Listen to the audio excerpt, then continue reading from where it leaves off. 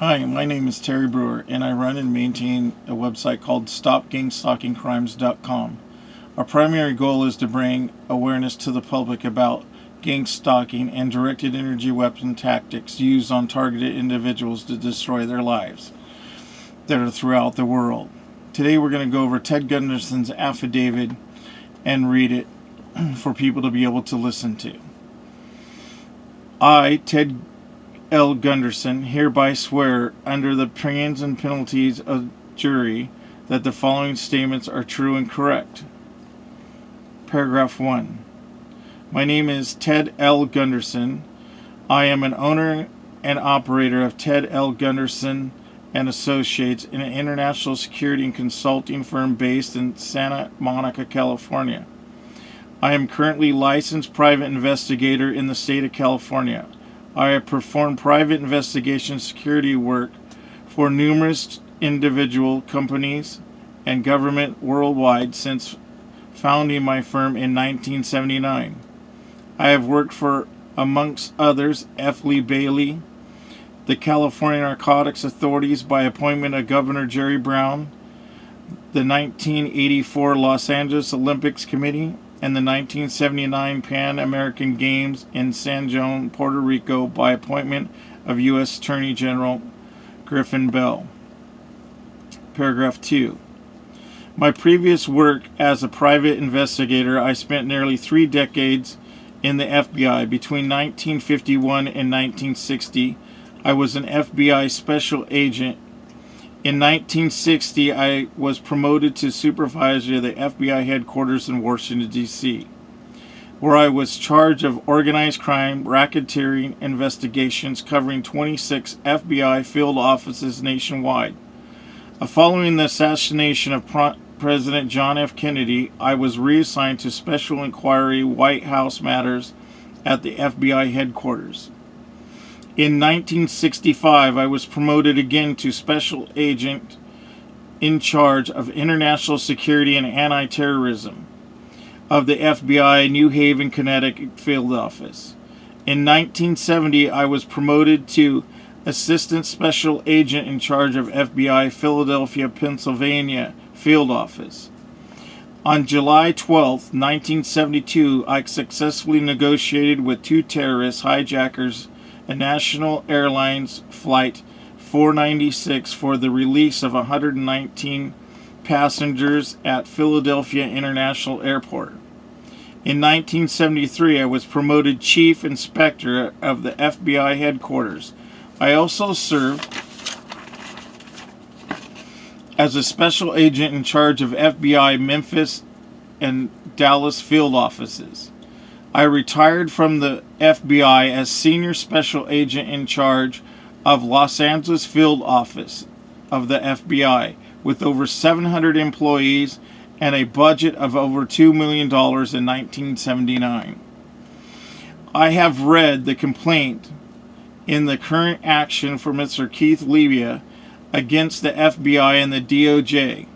It is my professional opinion based on information, knowledge, and belief that the information sought by Mr. Libya in the Freedom of Information Act suit regarding gang stalking groups, and gang stalking methods reasonably describes an ongoing, active, covert, nationwide program that is in effect today, and based on my investigation and experience, it has been operational since at least the early 1980s.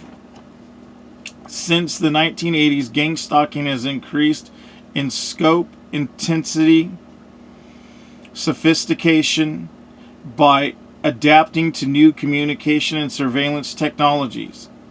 These programs are using the code names Echelon Program, Carnivore System, and Tempest System. The Echelon Program is administered by the NSA out of Fort Meade, Maryland, and monitors all emails and phone calls in the world. Carnivore System is administered by the NSA out of Fort Meade, Maryland, and can download any computer system without being traced or otherwise known to the user or owner. Tempest systems can decipher what is on any computer screen up to a quarter of a mile away. These programs are negatively impacting thousands of Americans and severely abusing civil rights on a daily basis. Paragraph 4. Based on my investigation work, which includes intelligence from the source such as active and former members of the intelligence services, including the FBI, CIA, NSA, and military intelligence, information from informants active in criminal enterprises, and victim testimonies, I have come to the conclusion that thousands of victims have been targeted by illegal government rogue criminal enterprise that is active 24 hours a day within the U.S. This conspiracy is far too active to be controlled by and operated by a private enterprise whose goals are achieving financial gain. These operations require intensive financing with no return on the investment.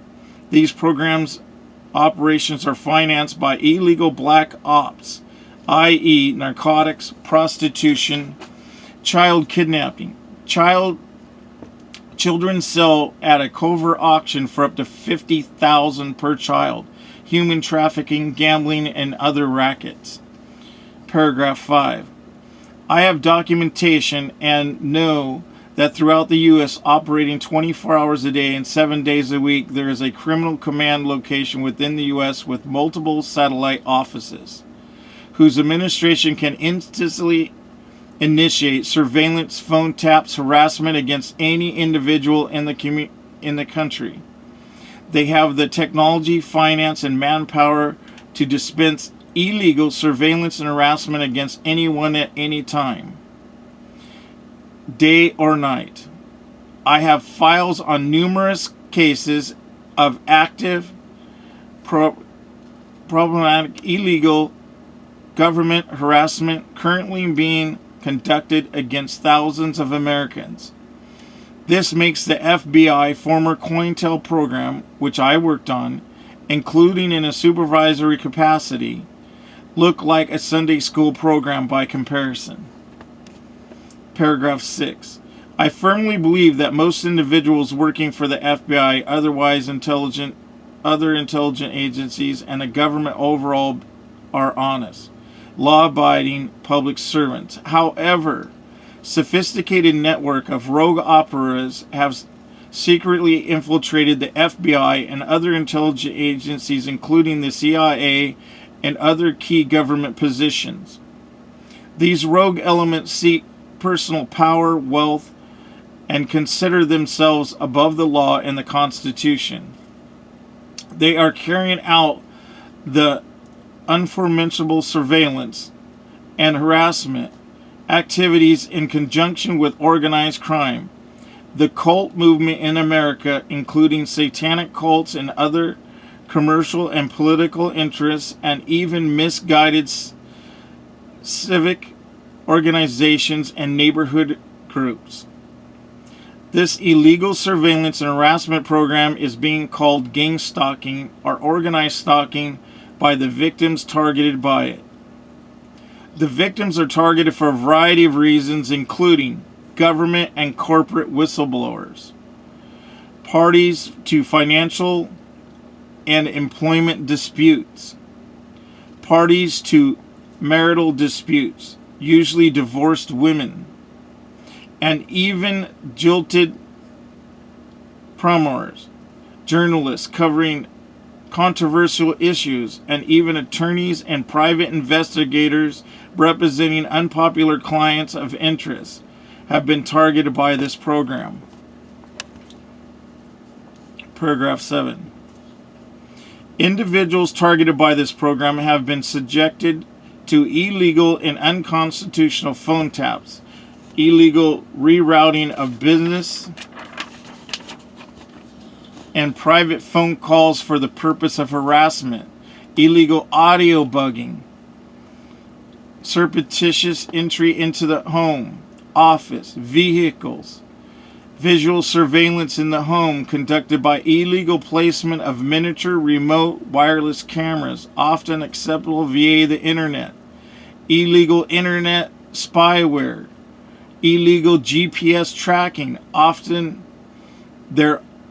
through their own mobile phones, regular fixed and mobile surveillance, mail misdirection, mail theft and tampering, financial and employment sabotage, slander campaigns, and community ostracizing, internet disinformation and smear campaigns, poisoning, assault, murder, illegal setups on drug charges and other felony charges, amongst many other civil rights abuses. Paragraph 8. In addition to high-ranking members of the FBI and other intelligence services and government overall, wealthy, powerful members of criminal syndicates, multimillionaires, and corporate elite are using the government gang-stalking program to harass enemies. They can get the targeted individual harassed for the reasons of that individual for the rest of that individual's life. Individual case of gang stalking lasts for over a decade are common. The higher status members of the gang stalking conspiracy initiate the gang stalking and the corporate logistics and funding. Lower echelon government rogue operatives, lower rank members of the military in violation of pos commutus, pretty criminal, and street thugs perform the actual grunt work of the daily monitoring and harassment of individuals targeted by this program.